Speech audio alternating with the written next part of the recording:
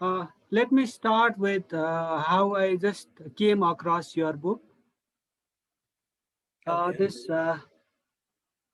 Backfoot in Nepal, how India lost the plot to China. Worried over my depleting gray matter during COVID-19 times. One fine evening, I entered a bookshop at Tamil and inquired whether they had like some new arrival on geostrategy centered around Nepal. The guy on the counter just recommended your book. At Okay. home, I had just one reading of the book. When I was scheduling a second reading, a friend dropped by and wanted to know if I had any new arrival in my mini library. I handed him that book. This is my small account of how your book, now it's an asset of the public with the smell of print still fresh, is going places. Okay. Yes, sir. It's a pretty long prelude to the interview. I'm sorry for this. Now No, back no, to no. geostrategy uh, that your book focuses on, centered around Nepal.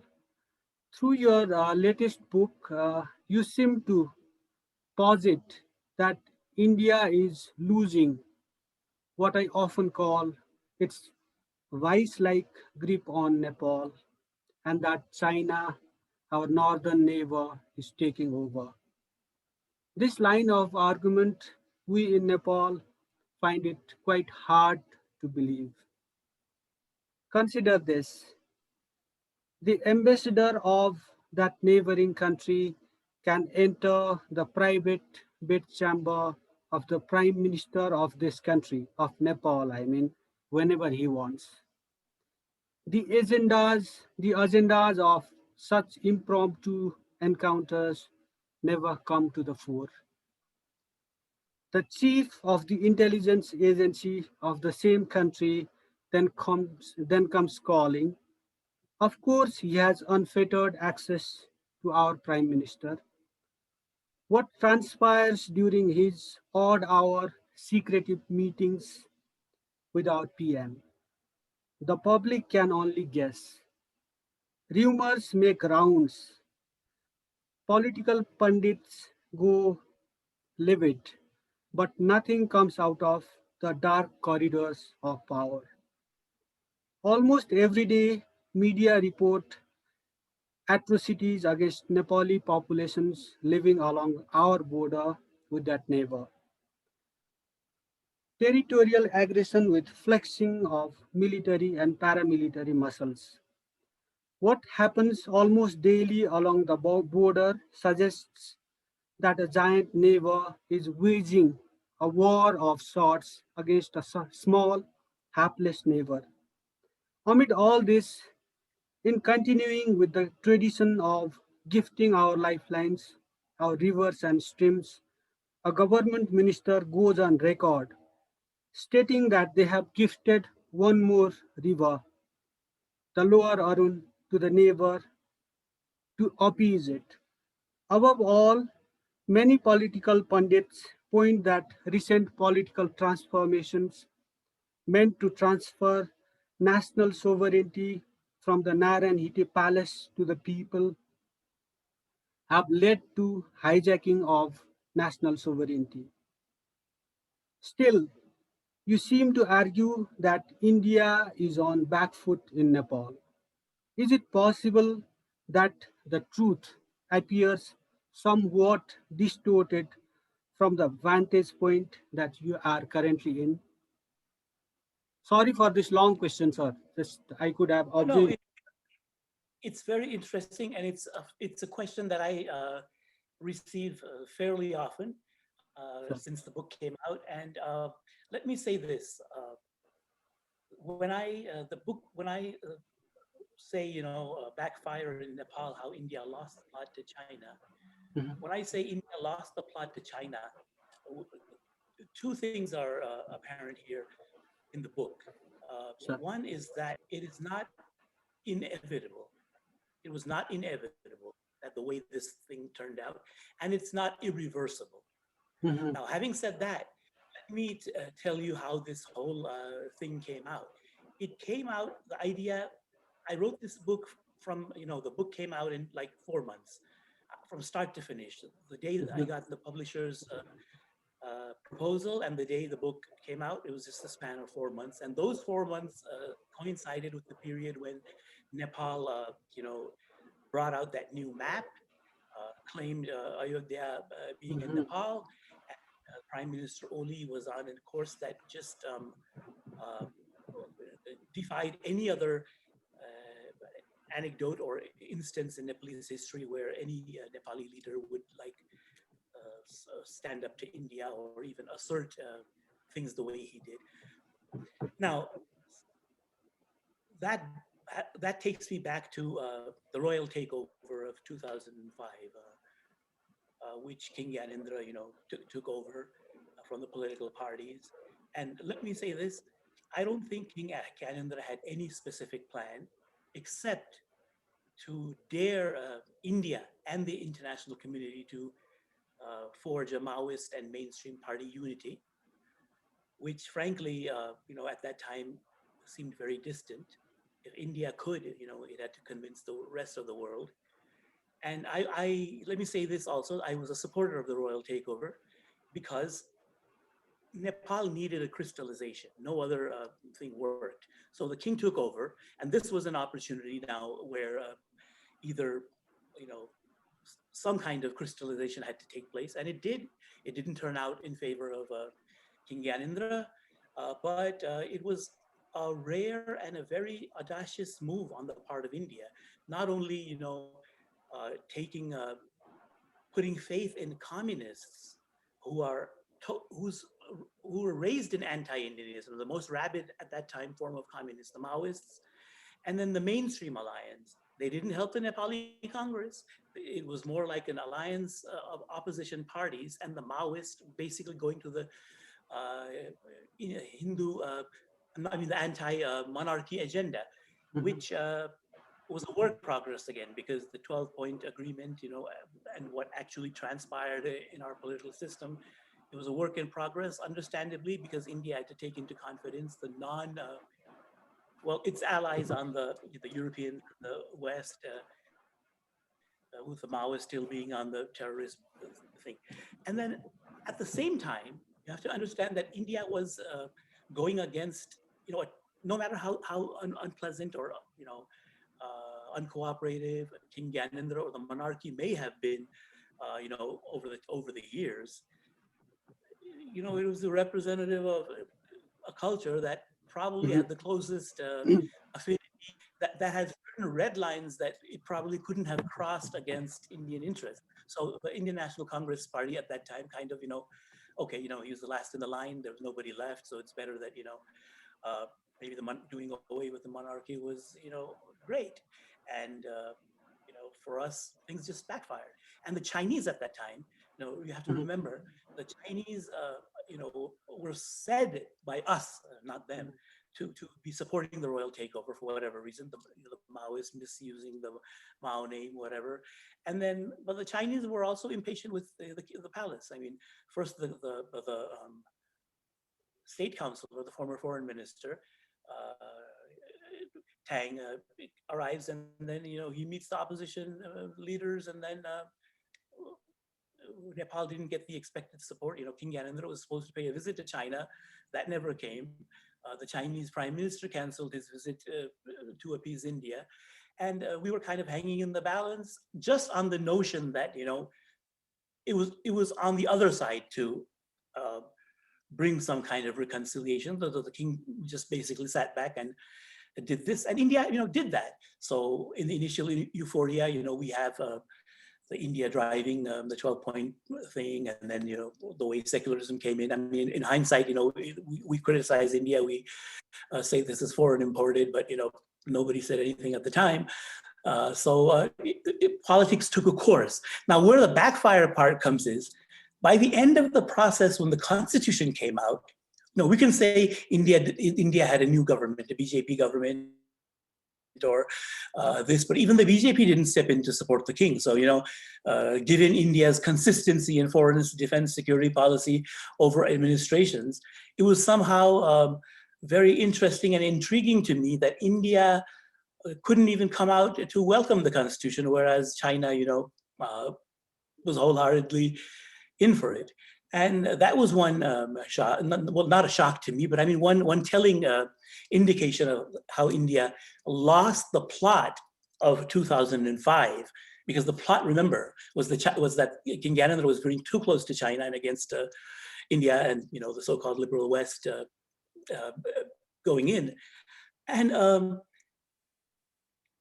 and then the monarchy, normally, when you speak of an ex-monarchy, ex-king, they're either they're exiled, they flee, they're not there, and worse come worse, they're not physically available. But here, once the monarchy was detached from the Hindu religion, we got this revival of Hindu statehood. We've got this revival of a kind of cultural identity that, for whatever reason, whether it was BJP inspired, instigated or not, kind of had a hold here. And here India is left in a position where it can welcome the constitution. It has to look for, it cannot have its duties, its responsibilities, its obligations done even by the Congress party. We have, and the map episode, showed everything in Parliament, the way they had, not a single person could come in India's defense saying that, hey, no, whatever happened, we should not rush into this. I mean, I'm giving a counter point, basically, as a Nepali, that, the only person that could speak out in support was a lady who happened to be a former Indian citizen, and even she had to be kicked out of the house because of her, she pro-Indian stance. It was not a question of, how far Nepal would go in to benefit from this kind of brinkmanship. Now, you mentioned the Raw Chief, you mentioned everything after that. Now, this is after the book went into print and then, the draft came out. Now, India, I think, in a way, kind of benefited from that brief period where it let, it wasn't happy about leaving issues, seeding issues that way. But then, India got an opportunity to have Nepal become more familiar with China and the Chinese in a way that, we only used to know Indians, like business people, criminals, now we have, we have women smugglers to China, we have ATM hackers, we have, smugglers, we have even the Chinese coming directly into pressuring the government, the ruling party, other parties, which basically, China is not a benign force that, Nepalis always used to have in their mind somewhere, if anything happens. And the Chinese also played up that kind of image, all they would say was, if Nepal ever is in trouble, we'll come back. But they never came to our rescue when Bhimsen Thapa invoked the 1792 treaty, which, from Nepal's understanding, Chinese should have come against the British, and even the British were expecting at that time, the Chinese to come in. It didn't happen during the Panchayat, the fall of the Panchayat. Prime Minister Li Peng was on a visit to Kathmandu. I was at the press conference, and a late journalist asked him, it's your arms, it's your and the embargo, and you're just here saying, you got to fix relations with India. So China was benefiting from that kind of thing. But having said that, Chinese, they not only distanced themselves from the king's government, you have to understand that the Chinese replaced an ambassador who was serving for no apparent reason that we can have now, just to make sure that they would become the first foreign government to present the credentials to Girja Prasad Koirala, the new head of state. I mean, that was another telling sign for me. And India came in. We had the Madhes movement. We had this, that, and the Chinese reached out to the Madhesis. The Chinese reached out to all the political parties. The Chinese tried to make use of the Maoists, Prachanda. When that failed, they united. Whatever this happened. So that's where I'm saying India did not lose its monopoly, but the Chinese made inroads, whereas India had now to, compete with other allies to make up for lost ground here, which this whole Indo-Pacific kind of thing came in, and they're playing on that. And India now, since the book came out, I think has made, has from in the Indian perspective, has done a good job of recovering a lot of its space by turning the Nepal policy back to in Modi's second term and later on to the military security bureaucratic establishment in India, basically RAW and the Indian army, with the politicians kind of stepping back, uh, having tasted the backfire from political to political contact, and in an honest way, sometimes our own leadership seems to be more comfortable dealing with the Indians that way. And now, to answer your point and to answer the critics of the book, I think India has lost that ground and recovered a lot of that. And recovered, regained it. I Yeah, mean, yes, yeah, yes, that is my and reading also. on the way of recovering, not to the point where it was like the 2007 2007 साल kind of Indian control, or even post Can you even 1990. imagine that kind of control at this juncture, at this point in the life of this country? Like it, Yes, that's nothing what is I'm saying. constant, but then like we are also a democracy. We are like Yes, people of the 21st century. So like, can you imagine that vice-like grip, if I may I say? do imagine that in the sense Has to that we like, haven't. sorry. Yeah, Uh, on a certain China. Oh, please go ahead. yeah, like my observation has been that like we just strive for our like national sovereignty, democracy, and human rights, and all those higher ideals.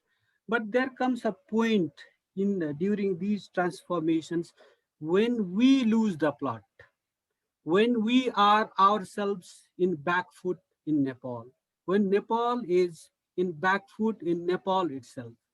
Like it was all great. This 1950s movement for human rights and democracy, and then came this 1990s movement, then 2000s movement for republicanism or whatever, like for like watered down monarchy. But somewhere along the road, we just lost the plot, and that created a kind of vacuum that allowed all sorts of foreign powers to just be active in Nepal and just conduct some sort of social experiments, even at the cost of Nepalese sovereignty. I take it as like a process whereby this national sovereignty that was with the palace got hijacked somewhere along the way instead of like going it to the people. What is your reading on that? Let me be clear on one thing. I personally believe that Nepal lost the plot somewhere around Prithvi Narayan Shah's death and Bahadur Shah's political and Mhm. eventual physical demise.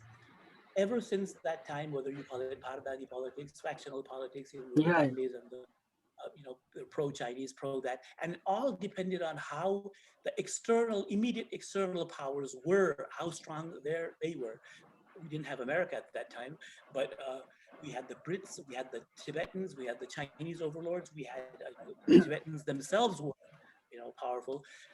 Then we had the British in India doing, you know, that, and then we also have to not to forget the non-British part of British India, led by Mhm. until the mutiny. That was a section that we had to distinguish, where the East India Company, separate from the 1857. So we had all these forces, Nepalis in exile in India, the Palpalis, the whatever, in Gorakhpur, and everybody scheming against one another. And for the larger thing, for immediate gain, that has been our lot for whatever reason. And the same thing has come all the way uh, to today. Now we can talk about the panchayat system having, the sole king and uh, sovereignty there, and Nepal making an independent foreign policy or whatever. In nostalgia, everything looks so great. It was something that BP Koirala started. I would have to say he couldn't do it because his government was an open democratic government. Whatever he tried. He got punished for it. Okay, and Nepali democracy had to wait until after his death. So I mean, that says enough about BP Koirala's place in Nepalese history. But you have to understand the domestic policies, notwithstanding, King Mahendra basically extended and built on the past late started by BP Koirala at the foreign policy level. So Mhm. we prospered on that because of the Cold War. The two kings were totally different, and the monarchy had this stable kind of relationship in its international order, this balancing thing. But we don't know the kind of compromises the monarchy had to make, good or bad. I mean, when I say compromises, it's not necessarily always bad. Just in the same way, we don't give Chandra Samser enough credit, or we don't give Jangabadhur enough credit. We just see the bad side of their regimes. But at that time, you have to understand, maintaining Nepal's independence. At those two critical junctures, those two prime ministers, and then King Mahendra here we have, and then panchayat, because political parties were banned, power was concentrated in the palace, and then so a lot of factors came in. But basically, Nepali psyche, Nepali politics, Nepali, I would say, the political structure, the system, our political culture was so inimical to and incompatible with India and India's expectations. Not only in 1990 or post 2006.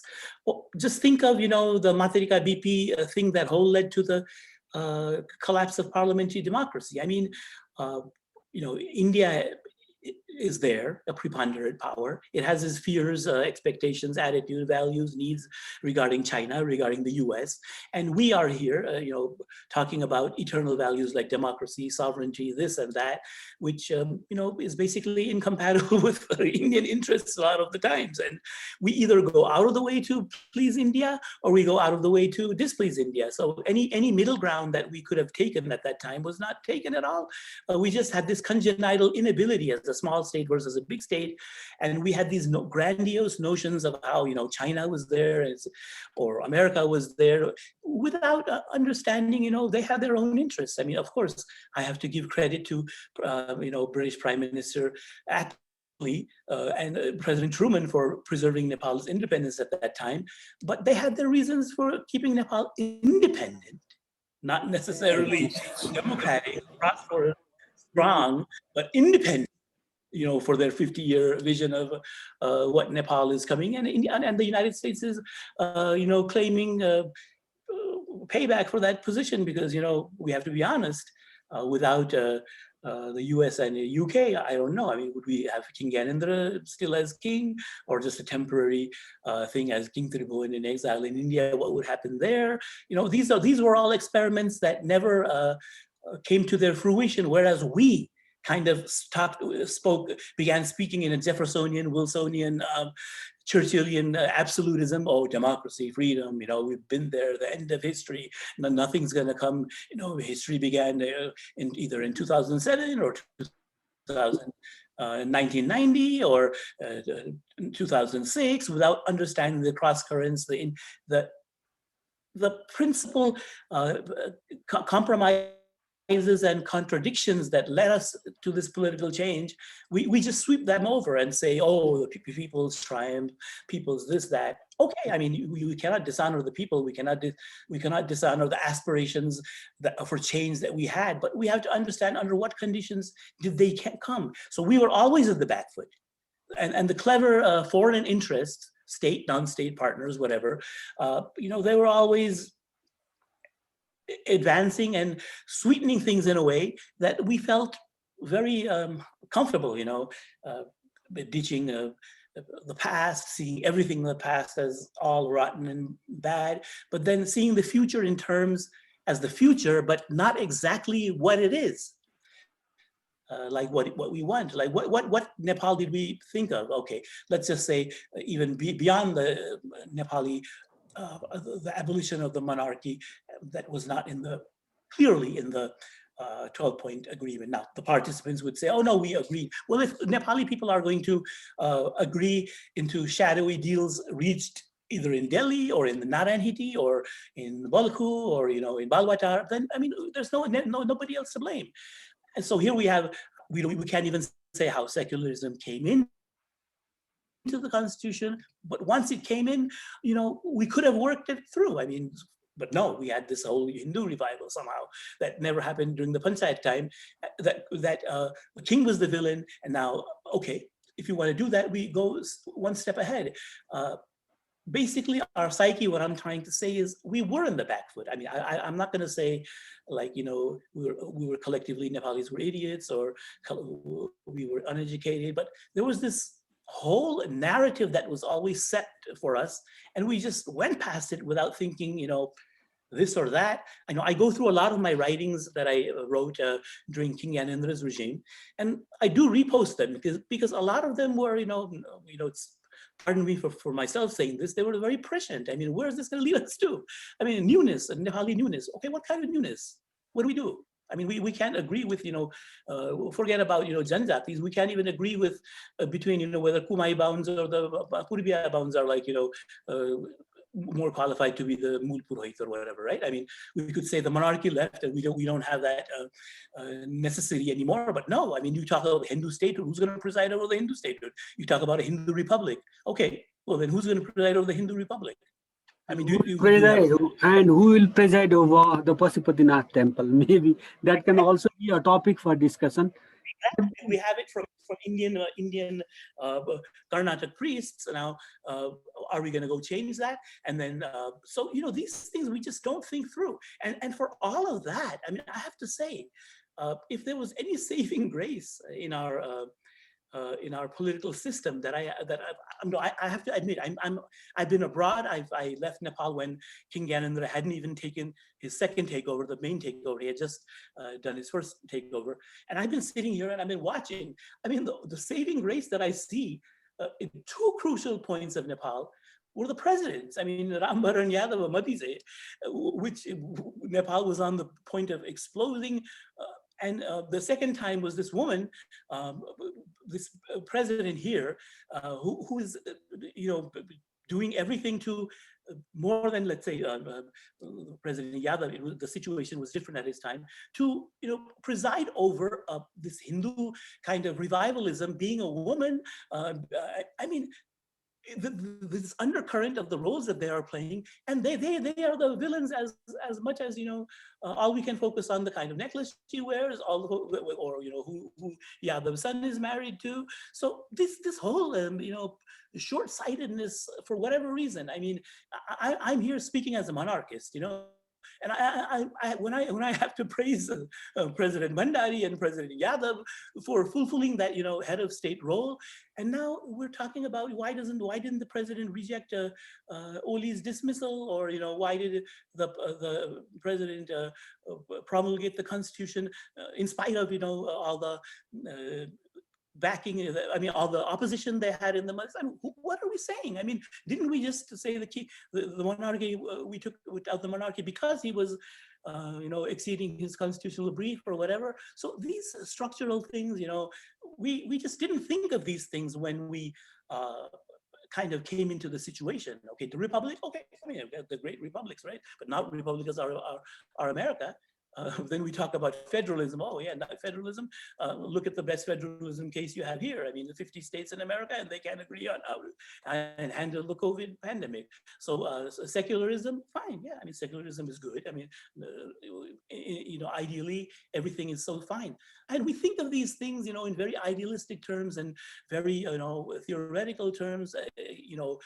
Cure all panacea. Whereas things that worked in Nepal. I mean, yeah, the monarchy was bad, but then why didn't we build the presidency in a way that would help it become rise above, partisan politics, and then just a simple example. Why didn't we move the presidency into the presidential palace? I mean, the Filipino presidency is called the presidential palace. Why didn't Rambaran Yadav get into Naraniti? Why this whole um, natak about this We turn palaces into museums. That is our, Capitol Palace is that has been our why, tradition since the Malla era. Yeah, that that's is what I'm saying. So here we have consigned history. and That's it. yeah, and then so the backside of the backside of what happens is we put notions into our expectations. Okay, the Maoists. Okay, until then, the narrative was, when I was writing, I could get a lot of hate mail and saying, oh, at least the Maoists raised the thing in favor of the people. Okay, wait 5 years. I mean, the Maoists have to come to party politics. They ditched the monarchy, but they came into the political system, party system, because that was the compromise. What did you expect the Maoists to do? I mean, just leave everything and then just be like a third-rate, let's say, a Rohit group or something after all that. They were not going to come for that. So they joined the parliamentary system. That was their compromise. And now here we have, Prachanda, because his son is this, is that, what kind of bed. He came back from America. I found this very telling. He came back in his first 100 days, Prachanda. I mean, he met the Chinese president. In the 100 days, he met the Chinese president. He met the Indian prime minister. He met George W. Bush at a UN side event, but he's still on the terrorist list.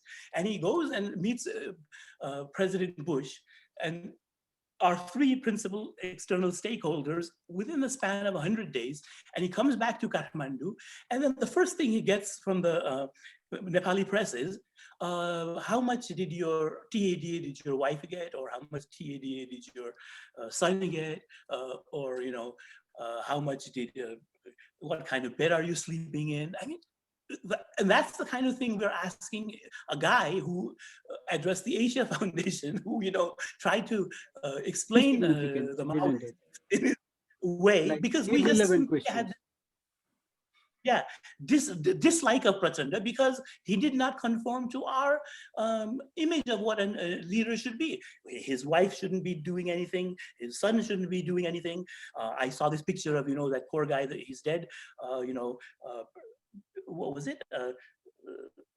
Prakash, lying drunk on some five-star hotel's lobby and a lounge, and then the picture said that the new Paris. I go back, to the 1991 election. I was a journalist, I was just looking around Ganesh Manji's house that time, and I was wondering, Prakash Man and Mangala Devi shouldn't lose at all. I mean, given the way Ganesh Manji's thing. And then what I see outside is Lampa Devi, a slogan calling Mangala Devi Lampa Devi. I mean, we just because we hated Queen Aishwarya so much, and in the first year of democracy, Mangala Devi was out in the open, and then we forgot that she was like the leader of the Nepal Mahila movement from whatever time. I mean, could she have done things differently? Yeah, but I mean, Respect Lampa would Devi, we do equate no her harm. into like so what are we fooling? I mean, and then we just the whole thing, we just this whole expectation. And sometimes I don't even blame the leaders. What are they supposed to do? You Nepali people are idiots. You don't deserve democracy since we brought them here, and we need to get paid interest and half a so whatever we're doing, we're just it's our right or something. We went to jail.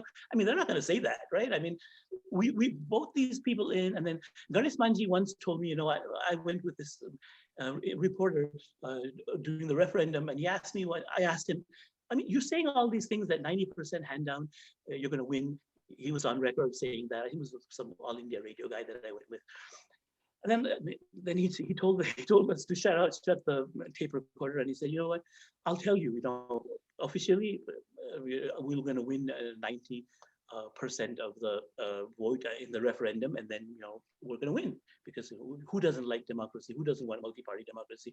Whatever. And then he said something strange that you know I just stuck to me. He said, "But this is a country which you know celebrates when we win, and then celebrates when we are put in jail. So I'm not going to be sure with you in private saying that Panchat is not going to win." And I said, man, this guy, I mean, he's been doing politics for so long. And then he says this, and Panchat won by 55%.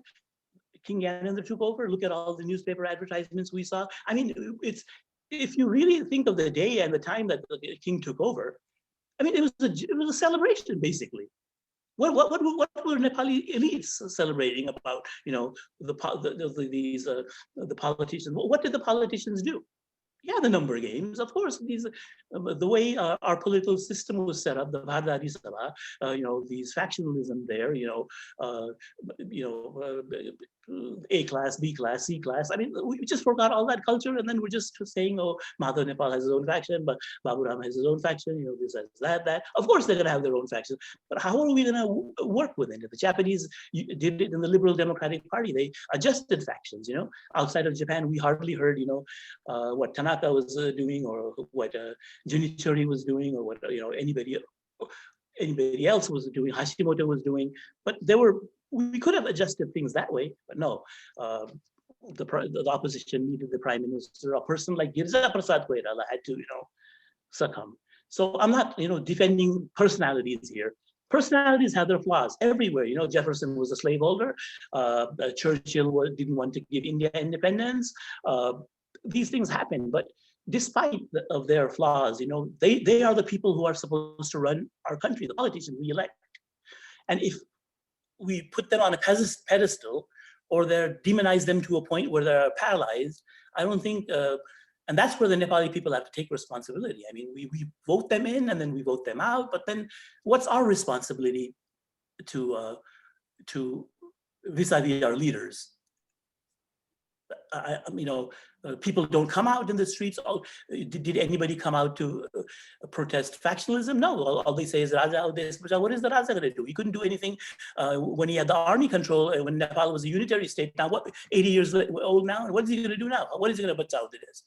No wonder he doesn't want to be king again. So these things. I mean, just because what we want doesn't conform to the realities, and what we want now doesn't even more conform to realities. But we're here. Oh, we are a democracy. We are this. Loktantra Divas. Okay, I mean, it's fine. But if you want Loktantra Divas, why do you still have Prajatantra Divas? I mean, choose one. Don't be in this like stepping stone, like the Nepali psyche. Oh, if nothing ever happens, we still have the king there. No, I mean, if you're going to have all that, if the king goes too bad, we have the political parties in the opposition in India.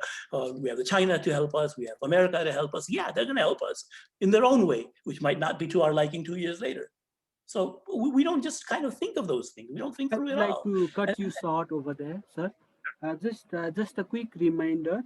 We are talking to Mr. Sanjay Upadhya, a veteran journalist, an international consultant who has worked with the United Nations and many reputed publications, news media. And we are talking about his latest book, centered on that geostrategy and its implications for Nepal. The book is Backfoot in Nepal, How India Lost the Plot to China. Things have changed since then, since he came up with this book. And it is the neighboring country is gaining ground again. It seems to be gaining the ground again. I ask you all to just read this book, reread it, in fact. I'm here to reread it, as I have already said. I'll just go through it again. Uh, this what I gathered, just a cursory study of this history of this country, suggests that we tend to lose the plot, if I may borrow uh, words from your book also, that we tend to Yeah. lose the plot time and time again.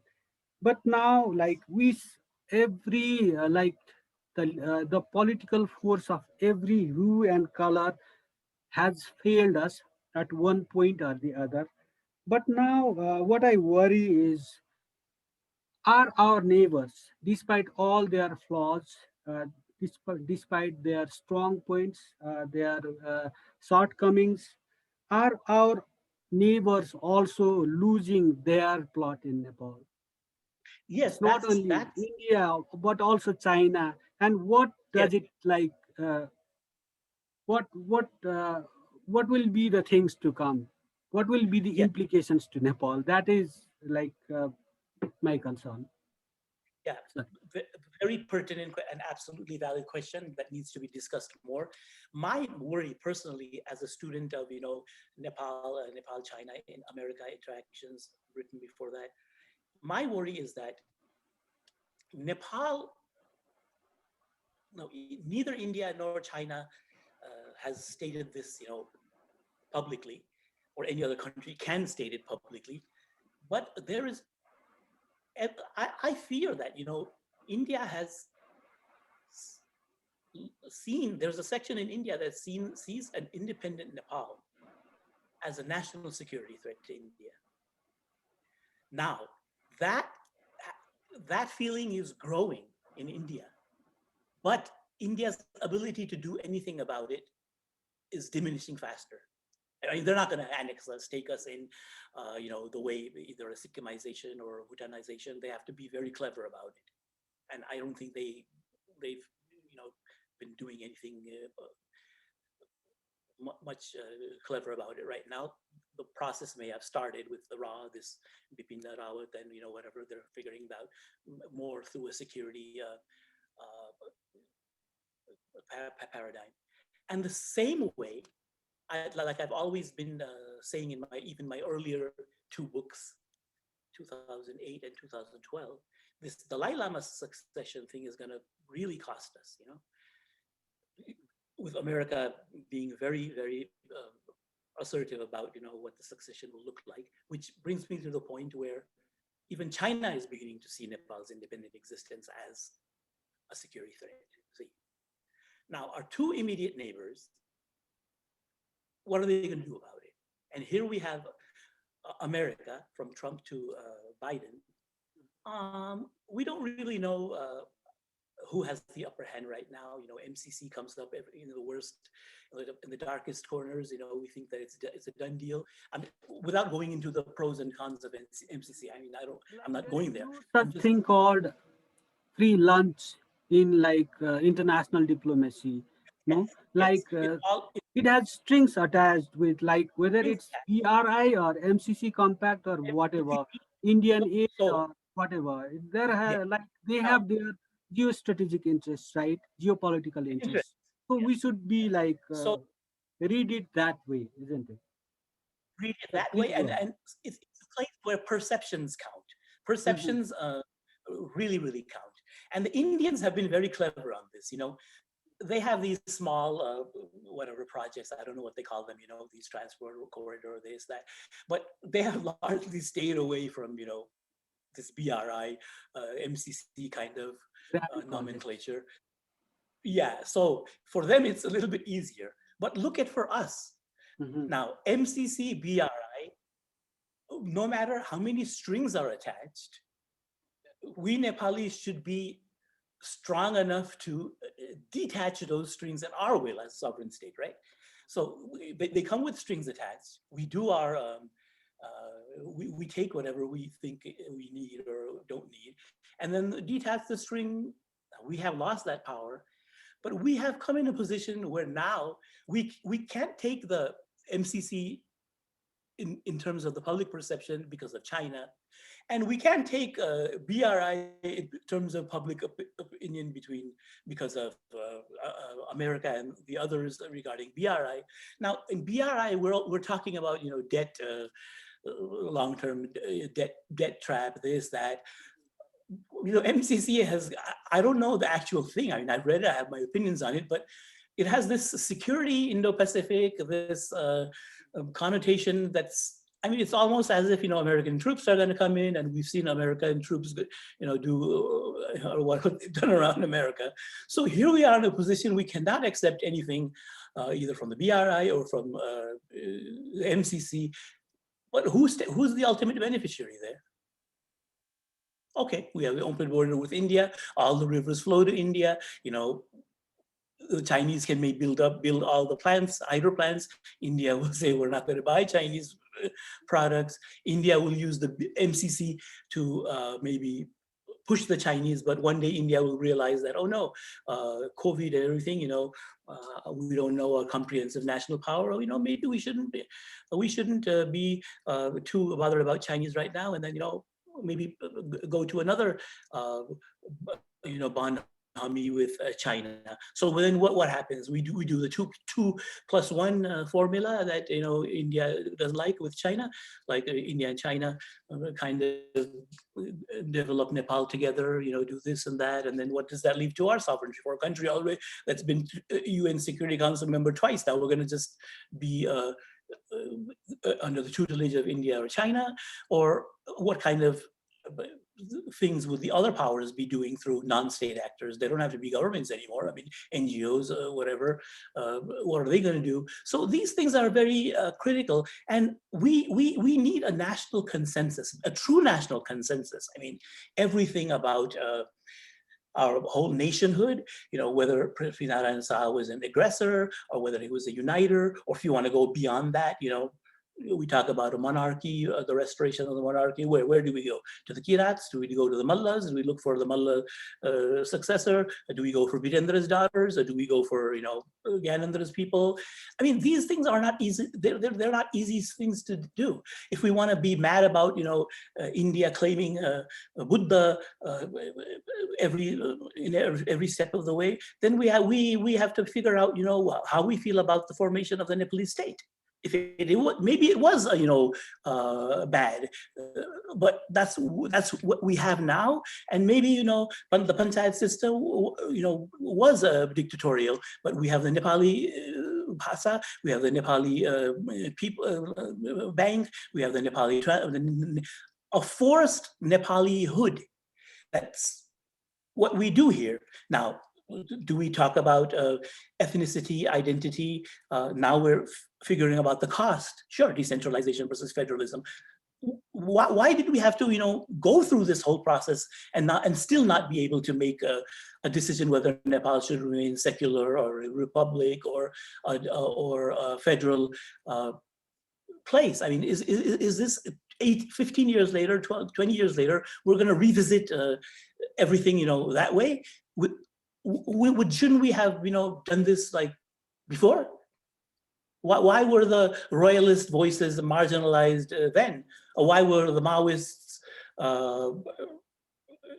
this whole Maoist India connection not highlighted during the insurgency? Or what kind of compromises other forces in India had to make when they were used? Of course, India is going to use the monarchy today in Kumbh or wherever. I mean, I'm speaking as a monarchist here, but I'm not sure, how good that's going to do. The way they use the Maoists, the way they use the Nepali Congress. So everybody learned their lesson in a very difficult way, and ultimately Nepal lost in every case. I mean, whether the Maoists, the monarchists, or the Nepali Congress or the left, there has to come a point where we have to figure out, whether we need a monarchy or do not. If we do not, what kind of presidency are we seeking? A directly elected presidency? Then are we still going to be like politically tainted, partisan kind of how you come out of that? Because in India, they don't have a powerful presidency. We do have a powerful presidency. In America, we don't have a prime minister. They have a prime minister, or something new. I mean, people, then there's other extreme talking about, oh, we have to have a Nepali solution. But what Nepali solution? Any Nepali solution you talk about? I mean, the intriguing thing was, the day we celebrated Loktantra Divas here, India was celebrating Panchayati Raj Divas. I mean, these contradictions and these inconsistencies that we have here, it's just like mind-boggling. And we have to sit down as Nepalis first to just see, what went wrong, what did not go wrong. Like you mentioned, every party, every politician, every political group in the ideological spectrum has been tried and tested, and found wanting. So we sit here and then we say, okay, everybody come, but we're in a position where we're still marginalizing people. The parties don't talk with the palace doesn't talk with the parties, and then it's all about speaking in elliptic terms. King Yanandra is the de facto head of state. He brings out statements about how this thing is loud, and history has been rewritten in such a way that the way the king makes his statements is that the popular upsurge never happened. He just left the palace on his own accord and then gave everything to the people, and then the parties are not doing things well, and he's admonishing the parties, and the parties cannot even respond to that. I mean, we can blame the parties for a lot of things, but I mean, you cannot blame the parties for, we cannot forget the upsurge, that the popular upsurge for change, the mood of the 1990 or 2006. So we talk about, Pratanda talking about Bhutpret, these things. No, I mean, if you're going to talk about religion, you have to go back to the Bhutpret ages. And then the Nepali Congress, they can't figure out, what to do, a Hindu statehood or not Hindu statehood. But they have to choose between Girza and then choose between BP. And then, I mean, so why this paralysis? Maybe the people need to come out and talk about those things on the street. Not if you want to talk about Raja Aau Desh Bachao, what is the Raja going to come in? How is he going to come in? And that's what the Raja has been saying. How am I going to come and how am I going to do it? I mean, I couldn't do it like that time. So it's a total mess, this whole premise that we're going on from. Now, our geopolitical position, geostrategic position makes it all the more difficult, and it's worsening. I mean, basically, it is worsening with the Tibet thing, with the China containment thing, with the Chinese backlash, coming to India, and then the informal Quad coming in with the Chinese-led informal Quad. Bangladesh, Sri Lanka, Nepal, whatever, it's COVID now, but who knows what's that going to be? And the factionalism within the country, it's almost split between, whether we want to go the Chinese way or want to go the Indian way. Where's the Nepali way? Would like to just one more question. This thing, like Sure. we seem to be caught between this MCC compact and the BRI. We Yes. are ill prepared to deal with this. Like it's not only BRI, like it's not only China. I think like it has whole lot of like this in a polarized world when this the sole superpower is just trying to just remain in control of things, and when this hyperpower is just trying to just emerge uh, further stronger, this there is whole lot of polarization going, like there are different camps. We are ill prepared and caught in between. So if we do not treat with extreme caution, do you see Nepal's national sovereignty weakening further in coming days if we are not like I do. treating with caution? Yes, sir. No. The national sovereignty, no. I don't know whether, the danger if we lose our position as an independent state or, Watering independent. down of national sovereignty, I'm saying, like it's not Yeah, but like then sovereign it is going to weaken. I can tell you this much: it is weakening by every second, because and I have to say, very it's a sad thing to note, but it's almost our geopolitical situation and our political situation, they're mutually exclusive. They're just working at cross purposes. Our political system just doesn't have the capacity to contend with our geopolitical challenges. So even I'll if just give you a everything was in apple pie order, you mean to say, like even if everything was like not this chaotic.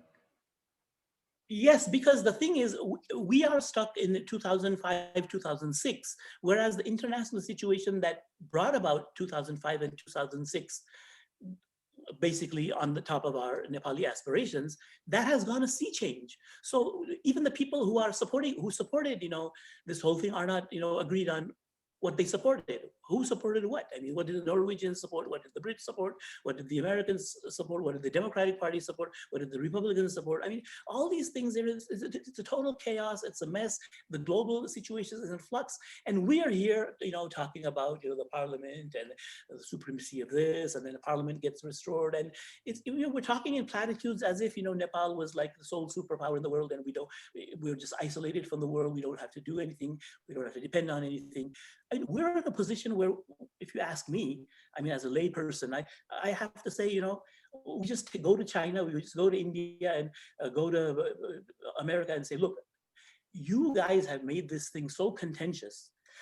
First of all, give us in writing what you think about Nepal as an independent state, and what are your concerns, very openly. And then we're not going to take MCC, we're not going to take BRI, we're not going to take anything. But if you are genuinely concerned about improving Nepal's situation for your own benefit, forget about us. I mean, it'd be nice if you think about Don't us, but want it to be turning into another battlefield. Like none yeah, of we the don't want power that. So yeah, let us choose projects about that we need. Okay, if you have that the serve MCC us. money, Yeah, yeah, that you have the money that India is going to give, probably. You have interest in your you know things that China would give, but get it out of BRI, get it out of all these things, get it out of something in a way that you build it. Okay, we don't care. You put that Nepal Bharat Maitri Sangh whatever thing there, or American cooperation, but we're not going to take. It's been too politicized. It's too difficult for us to make this either or. Either you think we need to survive as a nation state because or the challenge is to India, take us. Well, let's see what you're going to do. Take us. I mean, you want to. You think we're a threat to you? Well, how are you going to incorporate us? How are the Chinese going to incorporate us? What is America going to do? Incorporate us from upstairs? Because this is going to be a battleground, and that's the whole point of it. I mean, you have a situation where the same Nepali people, the parties, gives was interim prime minister and interim head of government, and the same government was full of people of all parties and Maoists also. And what were we doing? We were beating the Tibetans so savagely, right? I mean, the same people who came through the opposed the royal government and then came to power, and then they're beating the same things with the Chinese. Almost some pictures were showing Chinese agents around, showing this is a bad guy, that's a bad guy. Now, I'm not saying that, I'm not blaming China for this either, because why should Nepali democracy be something to aimed at the subversion of the Beijing Olympics and then the Dalai Lama succession? I mean, that's what happened. The Bhaita logo is the thing, and then this whole competition about who gets to the northern border, and then I mean, they'll do that, but it's up to us to resist that part. Look, I mean, this is a humanitarian situation. You want us. But if you want us to be another Afghanistan, I mean, okay. I mean, Afghanistan is not serving any of you well. I mean, you're spending more than you probably ever hoped to by what Afghanistan is today. But we have to be, we still can be assertive about this. I mean, well, I think we have enough of Nepali pride, enough Nepali nationhood, enough of Nepali attributes as a nation. The good thing is that, the Afghans are just divided in 6 groups. We're divided in 76 groups that are not even, that probably it'll be hard for anybody to constitute a majority. So, our diversity is basically our but the strength. love of this nation, the love for this national independence and sovereignty is what just unites us. Like despite like this freedom, this independence is the dearest. I mean, we There have, can be no compromise on this. Will not be joining any camps, I guess. But oh I no, think the days of this dignified isolation, the days of being this isolated isle, I think they are over. No, no, like they are over. the day of non alignment, the days of non alignment. It is a harsh truth, but I think It is. it's like a date expired medicine or something like that. But then this national independence, national sovereignty is dear to us. It has always been. We have Been, fought yes. like wars with like the And that's a very empires to strong, just yeah, keep this nation intact. So how do you just how do we just move forward? There are challenges, yes. but how do we just keep this country intact, national sovereignty intact, and move forward? What is I the mean, way the only, forward? yeah, the only thing I can come out is like just put all these people in who are not talking to each other in Nepal. Mhm, Just put them in a room, let them argue, let them just yell at each other, let the king yell at mhm, Prachanda yell at this, let Rajendra Mahatma yell at everybody else, Upendra. I mean, everybody. And once they're finished yelling, and televise it, or just live stream it. And once they're finished yelling, tell them things about being Nepalis, being what Nepaliness means to them, what means to any group, like what our grievances are about, and maybe the Bowens will come and explain what their how the kind of discrimination they're facing, or maybe the other people will just come on, and then we just vent. We have to vent our fury. I mean, just all these pent up things that are just driving us crazy, you know, putting us to the next place, uh, where it's always backfired on us. It's always been counterproductive. I mean, we have to just basically come to terms with what Nepali is, Nepali means in today's day and age. It may have meant something there, which this Maybe we Nepalians can will talk about come Nepali to dreams mean also, like the American dream. Yes, and then Kala Pani will come into this, Susta will come into this, the Chinese Humla thing will come into this, the MCC, or what America expects from us will come into this. This whole, we just have to be open about all these lousy things about how Madan Bhandari died, how the Palace massacre occurred. These things, they're just eating into each other and feeding into each other, into narratives that just take a thing on their own because of the day and age we live in. And then we all agree on Nepal and Nepaliness, and we agree on how to preserve what we have. Maybe take back what we had, but preserve what we have, not lose what we have.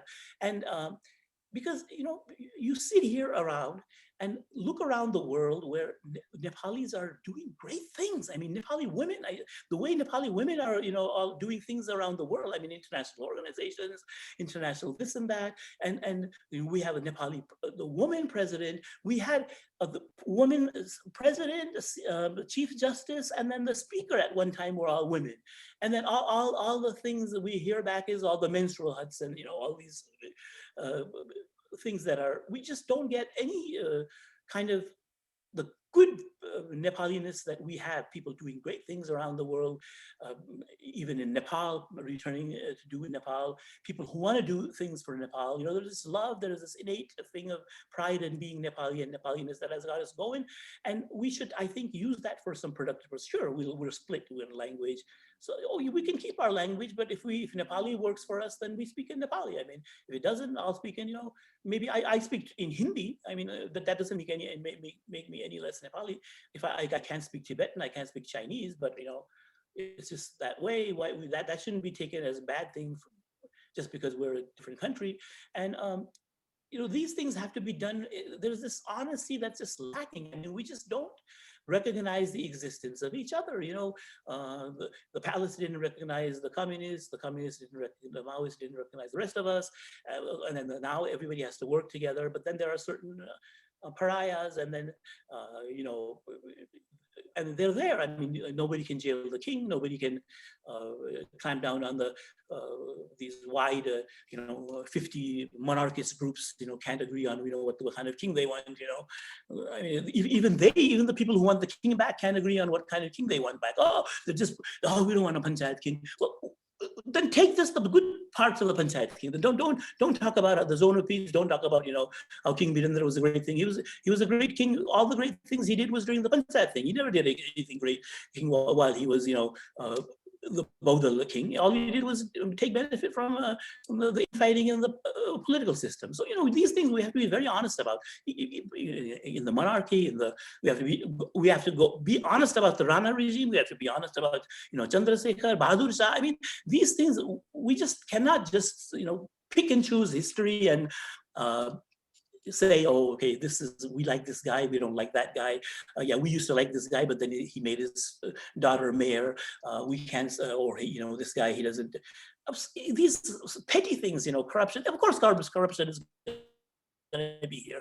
Corruption is an intrinsic part of our political system. Niranjan Thapa, I remember one of his arguments against Baudel during his Griya Mantri time during the last days of Panchayat was this. I mean, you're talking about corruption now. There was this a seminar at Annapurna Hotel. I remember him saying that. I mean, the corruption is going to. There are countries that have prospered despite corruption, in spite of corruption. We can control that to a minimum level. How are these parties going to run their factions and fiefdoms without corruption? At least try to Maybe we can control that. bring down the level of corruption. That is what we can do. Or like there is this corruption system index, and we can just try to just bring down. So there are things that we can do, but the Nepali people are living in one mindset. The rulers are living on another mindset. The communication we have is all in platitudes. Oh, Nepali, we have to make the country, you have to do this country, and then we're losing everything. We can't even get things done. I mean, so that's why people begin to question, the system. They begin to question their leaders, and everybody starts questioning everybody's motives and intentions. I mean, I go from the premise that no, I don't think Prachanda did all this to just enrich himself, or BP Koirala went to jail just to replace the king, or Oli went to whatever he did. Things happen there, and then there are compromises that the political system has to make, and that's how it comes out. And ultimately, it's denigrating Nepali politicians and Nepali politics, Nepali people themselves. We're not denigrating anybody else. I mean, if people are laughing at our politics, they're laughing at us. They're not laughing at RA or the CIA or their other KGB or the Chinese Ministry of State Security. They're laughing at Nepal. So we got to figure that out. I thought the Bhaichalo was going to be like a great learning turning point for us, but apparently, I mean, it's very harsh to say this, but I think it was not intensive enough to really get that catharsis for us, to know that there's nobody, we have to do it ourselves, like in a way. If we need Machindranath's yatra, then we need some semblance of Hindu identity, then do it. I mean, we have a communist president who's presiding over a Hindu state. She's doing fine, I mean, if you ask me. But we're focusing on her necklace. We're focusing on why is she taking the king's car? I mean, that position has a dignity and state. The Norwegian king bicycling down the road, that's his choice. Some poor president, making a show of his poverty, that's one thing. But a state is, if she's taking more than that, then that's one thing. But if no, then we focus on the things that she's been doing. Like I said, I mean, one thing about in defense of President Bhandari when she was in Beijing, I mean, I was amazed by her response to this whole BRI thing. This debt trap, this, that. They asked her at that forum, in the sidelines of that forum, and she said, well, simply, I mean, look, you're talking about debt. I mean, we're trying to get grants. I mean, that's all. We're not even, we can't even afford to take debts anymore. So, these things we have to have a very, very honest discussion. Press, NGOs, civil society leaders. What are our expectations? Where did we go wrong? Who went wrong? Who went wrong? Does anybody have any relevance left? Does any institution have any relevance left? If not, okay, bye-bye. I mean, nothing has to stay permanent. I mean, everybody even King Mahendra used to say, I don't know how long I'm going to be king, but at least, make Nepal strong enough to be a republic. I mean, what? Talking about this republic, and there is this counter wave going on, I think also. Like this Chief of Defense Staff of India, this all-powerful General Yes. Bipin Rawat is visiting Nepal when these prohibitory orders are in force in the name of controlling this pandemic. Lockdowns, shutdowns, give governments around the world a golden opportunity to curtail civil liberties. What Yes. pressing agendas brings this powerful general to Nepal at this juncture? Do you think this, among many other recent developments, including the royal bath at the Ganges, we call it Ganga, point at the Yeah. oncoming rise of a watered down monarchy from the I mean, bosom of a faltering republic? well, that's the problem. I mean, not the problem in the question. The whole idea of, uh, Bipin Rawat's thing, I can tell you from my Ah, position, what I think is, I think India has gone back to it's listening more to the security agencies. Uh, yes. I mean, the military, basically, the Indian Uh-huh. military, Mhm, which even at the time of the royal takeover, was more mhm. sympathetic to the king at that time. And of course, in ending the embargo. Uh, and I think, maybe it's Military kind of relied on, diplomacy. yeah, Okay. yeah, the Mhm. military diplomacy Defense is relied on diplomacy. that. Okay. And Raw, I think, for all its uh, independent activities, prior to that, I think the Indian military has also, you know, put Raw in that line. Mhm, So there is going to be some change. I mean, there is, in the sense India is interested in some kind of change that has a more security, bureaucratic mhm, line regarding Nepal for the mhm, near term. I'm going to say mhm, near term because things are not going to change the same way.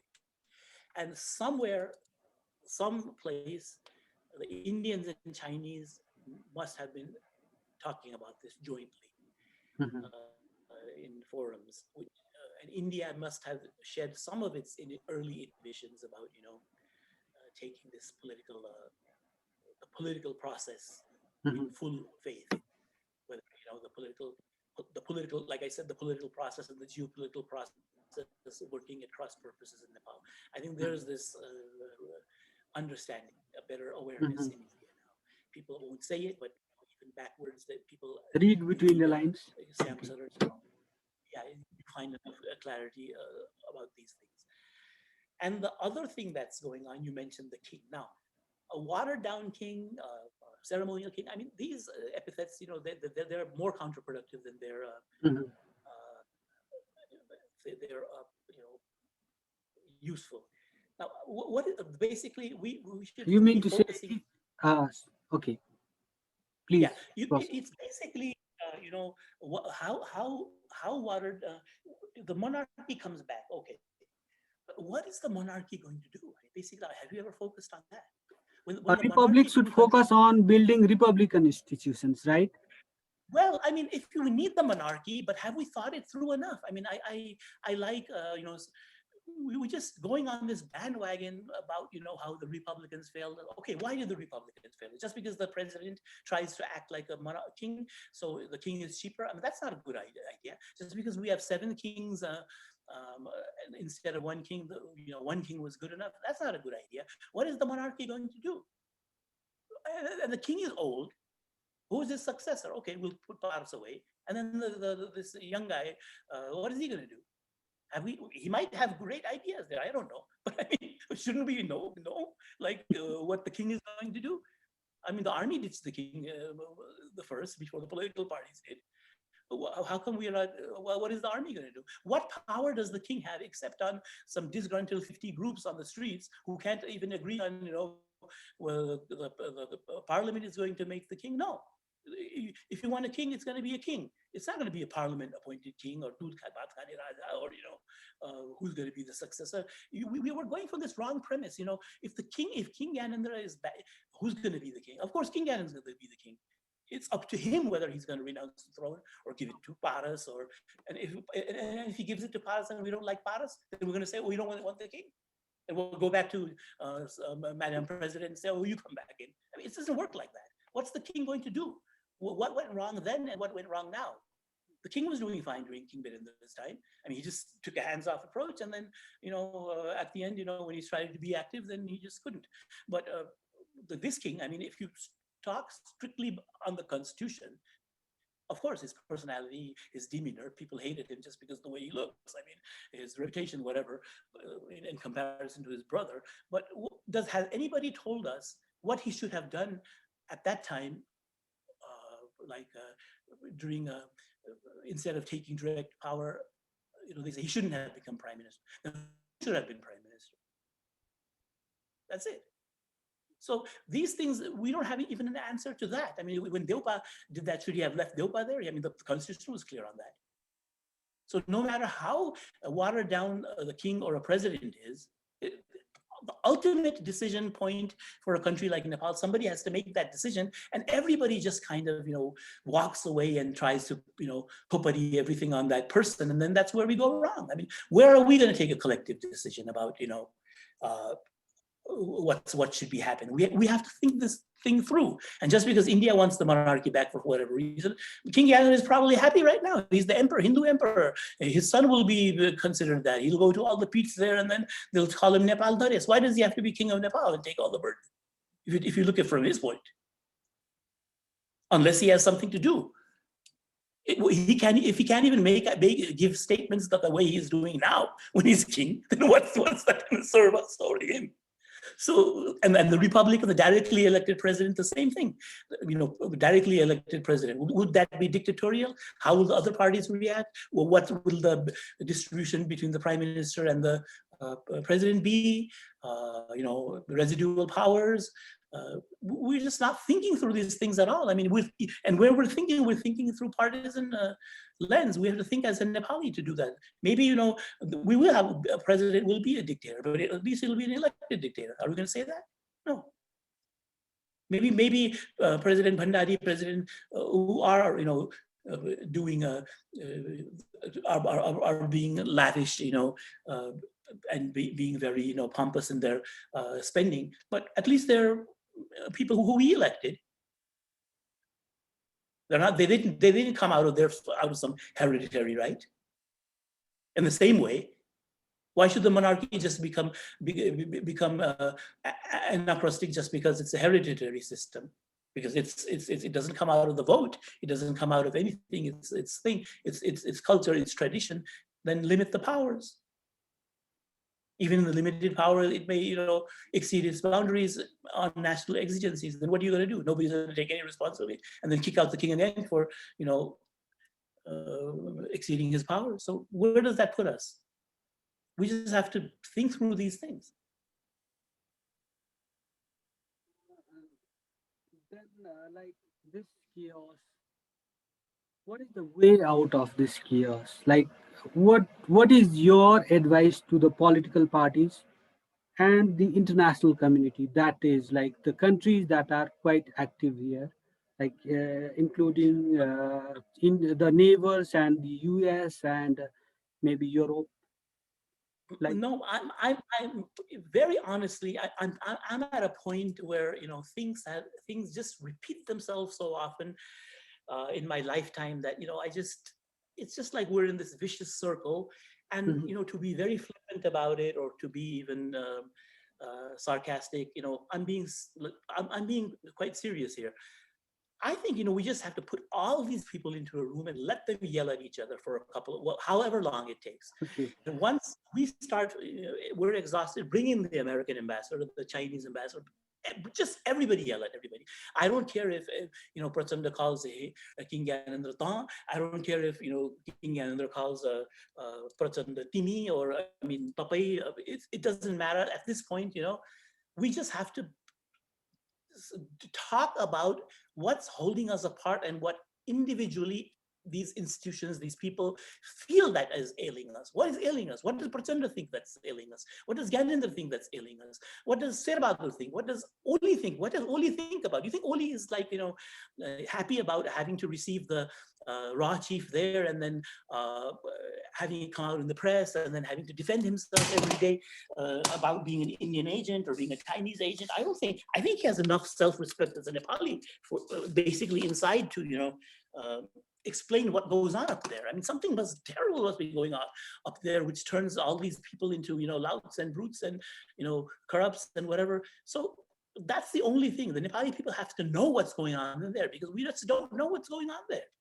What compromises have people made? I don't know. Maybe we I need mean, to maybe the put king them to has made some task. compromises with India.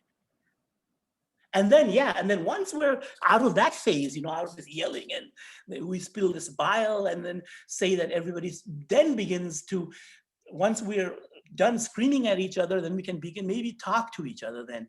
And maybe the king will understand what the parties feel, what All the will parties will calm listen. down and just Yeah, be more it's going to take a logical. while.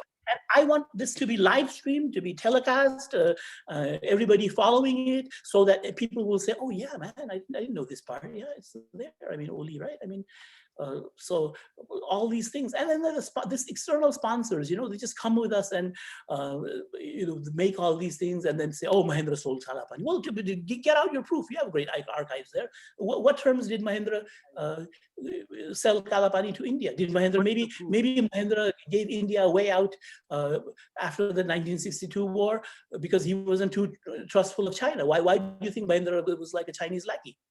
They forced the Kodai highway on him. We know that for sure.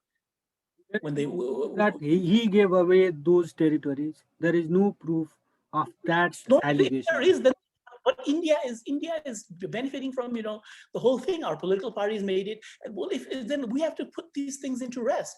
And if Kalapani, the issue of Kalapani is like detrimental to the whole notion of the Nepal that we have today, then we as Nepalis have to start thinking of that too. Why Kalapani? Get recompense somewhere else. Get Darjeeling in exchange of that. If the Indians think they need Kalapani that bad, then give us 20 times that territory in Uttar Pradesh. Return everything that that's not strategically important to you. I mean, there are ways to talk these things through. We domestically, internationally, even the Chinese. I mean, why you just you want us to beat up the Tibetans all the time? We can't do that for you anymore. We're a democracy. These were guests in our country, and we can ask them not to do politics. But then, how much do we have to prove our loyalty of one China policy to the Chinese? I mean, we just have to keep on proving that all the time. And they just use that to expand it to other areas, development, bridge to South Asia, and this and that, promises, and then nothing's coming. Mao told Birendra, you clamp down on the Khampas and I'll get the train there. And look, where are the Khampas? And then the Khampas are about to get a new reincarnation, and then train is still not here. So these, we have to be honest with our neighbors, with ourselves, but to be honest with others, we have to be honest with our neighbors first. 3 days, 4 days, 1 week, however, Gokarna, Narayaniti, wherever you have to go. I mean, Party Palace, I mean, no expenses spared. Let them yell at everybody live on Facebook, Twitter, whatever you have to do. Let us hear what is this going on. King Gyanendra has enough experience from his first time as king. Prachanda has enough experience. Uli does. Madha Nepal does. All are old Giza isn't hands. around, but yeah, they know. I mean, they just can't say things to us. That's the problem. And we're not asking the questions of our leaders. They have not been So we honest cannot with get us. I mean, they cannot. How can they be honest? They need our votes. They're not going to say We are not idiots. asking them tough questions, maybe. We are not Yeah, making them we're not. accountable. Yeah, we're That's just why they are focusing like on wrong. We're criticizing things for it's like you criticize only or Girza for corruption. It's like criticizing why a bull is not giving milk. I mean, who's the idiot there? Of course he's going to be corrupt. Where is he going to get the money to organize party? We want a multi-party democracy with 22 communist parties, splintering Congress, 5 Raprapas, and then all these independents in between. That who's going to? The system is expensive. Who's going to pay for it? Somebody has to pay for the system. People aren't going to come out to vote without their patronage and food or whatever. It takes hard work. And we just think, oh, democracy, and it's going to be so easy, make compulsory voting, and then everything's going to be pristine, fine. No, there's a reason why this is happening. It's not because the people are bad, or, all these people are crooks. No, it's not that. Why do they become crooks when they get there? They weren't crooks before. Maybe this getting elected is a very costly exercise, I think. It is very, very costly. And being there, it's a staying systemic there. flaw. It's a systemic flaw. It's a geopolitical flaw. It's a systemic flaw that has been exacerbated by our geopolitical situation, which, again, external stakeholders just get away easily with this. They fund these causes, single issue causes, and then people get elected that they can't do. They put something in the interim constitution that they have to take back in the real constitution, and then it's all experimentation, ad hoc, everything, because the whole exercise was an experiment. In my book, my whole thesis is, India wasn't wholehearted into this whole regime change. It was an expectation. Simply put, Manmohan Singh needed the communist vote to pass that civil nuclear deal with America, right? And he needed Yechuri's vote, and Yechuri wanted this say into this. So Manmohan said, "Okay, Yechuri, you deal with it, and then we'll just pass this thing." And once this is passed, with India had larger fish to fry. That's why Moriarty was on the same plane. These people, Bamdev was at the airport, and all the other and Moriarty was would be on the same plane. And he would be sitting there to see what's going on. Because 2 days before that, he was yelling at the Maoists and the parties for joining hands. So how did that come about? Why did Moriarty agree? And he was the first one who talked about a messy abdication. Nobody was talking about a republic at that time. How did he come to close the embassy and say, oh, there's going to be a messy abdication?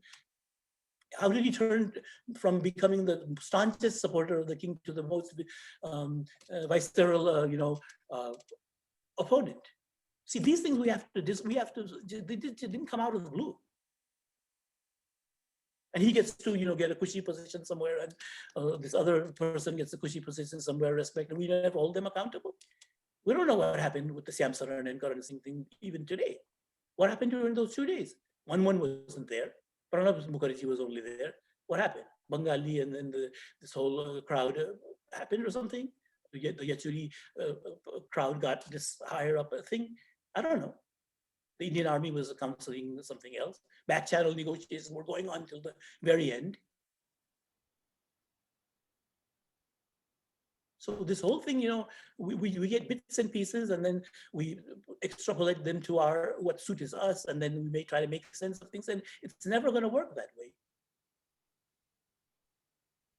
And then today we call Prime Minister Oli bad because he somehow wasn't very wholeheartedly supporting republicanism. Well, he wasn't then, but then you elected him. These things should come after electing him, before electing him. You can't talk about whether Oli is qualified to be prime minister after electing him twice. If he wasn't a suitable multi-party Republican guy, then why did he get into the party? See, we all ask these wrong questions at the wrong time. And that's the thing, I think, where we the people, our institutions, our leaders have to just go. Because with this absence of communication, these things, narratives just get a momentum of their own. And the people, there are external quarters that are more than happy to keep us in this disinformation stage. And then what do they want? A week in Nepal. Basically, if it weren't for the external stakeholders, and if this whole thing had been done by Nepalis, and the situation was the same as this, we would be declared a failed state long before Somalia. It's because they did it, and then still it doesn't work out, that they can declare us a failed state. For all practical purposes, we are a failed state. We have a government that can do nothing. We're just happy that we have a republic. If that's enough, then let's be happy with that. Then it's this disjointed thinking at different levels of government, of every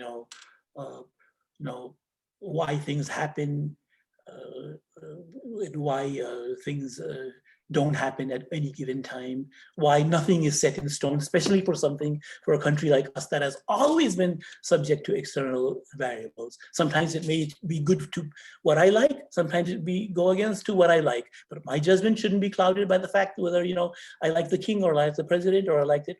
Why should Nepal suffer? Nepalese disagreeing and then the country suffering. When is that going to end? So some kind of debate has to, a very angry, honest, open debate has to just be, why do I support the monarchy? Because of this. Why do I support a republic? Because of this and this. Federalism, yes. Federalism, no. This, yes. This, no.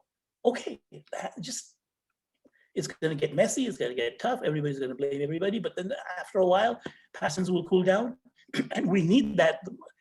Once we're past that stage, then we bring on the other stakeholders and just find out what's ailing us. There has to be something else than what we are seeing here.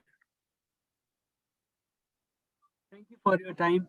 Thank you for your Thank you. insightful opinion. Thank you so much. I hope I answered some of your questions, but you know this whole the backfire in Nepal is kind of a tragic situation because no matter whoever is on the front foot or whoever regains the initiative or whatever happens, ultimately we have to be mindful and we have to be careful that it's Nepal and Nepalis who are the beneficiaries and start to suffer. We have the potential, we have the ability, we have the proven capacity all over the world. We've shown what we can do. We're no longer Badus and Baijis. We're no longer, we have this self-esteem. We have this inner drive that we can see. We just need to, harness that in the proper way by knowing what really, really ails us, what really is at the root of our problem. And this is a good time with everybody tried and tested. I think this is the best time we can make use of such a roundtable, call it whatever you want, roundtable conference, conclave, a loya jirga, or whatever. I mean, tribal elders. I mean, whatever you want to call it, a panchayat, even call it a national panchayat. Again, who cares? Give it any name. Just go there and just vent your spleen, and then just come up with something, and we'll all join. When our time comes, we'll just yell from our perches here and try to come up with, okay, this is how you're going to fix things. Thank you for your prescription. Thank you so much.